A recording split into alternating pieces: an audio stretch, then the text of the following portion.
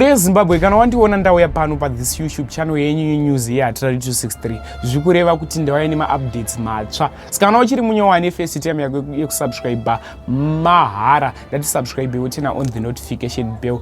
Nyanda nezvemuzora nhasi nye musikana uyu anonzi Rutendo. Musikana uyu anonzi Rutendo akazvikanda kumberi kwetrack rebhomu richifamba. After azvikanda kumberi kwetrack rebhomu richifamba, nyaya iyi yakaitika muna Bulawayo Road niye KFC ndipo pakaitikira nyaya iyi. Azvikanda Rutendo haana kufa. Munongoziva zvinoita Mwari. Kana wafunga kukomita suicide, wafunga kuzviuraya, vanongonozvibhendesa obva wakuvara.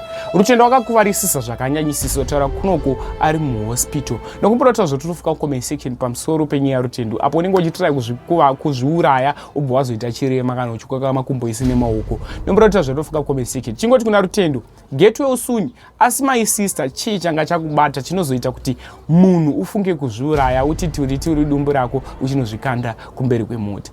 Rutendo taura kunoko ari muhospital, manesi ari kuzama kumurapa kuti munhu uyu apore. Nokumbotaura zvotofika comment section pamusoro pevanhu vanoda kukomita suicide kuti chii chinenge chazokunetsa kuti iwewe usarudze kuzvikomitira suicide, usarudze kufa uchisiya nyika yeZimbabwe uchisiya sadza. Nokumbotaura zvotofika comment section pamusoro penyaya iyi. Uriwo uri kutonga nyaya iyi, zvinzi ndiwe uri kupa Rutendo maadvice, unomuti chii?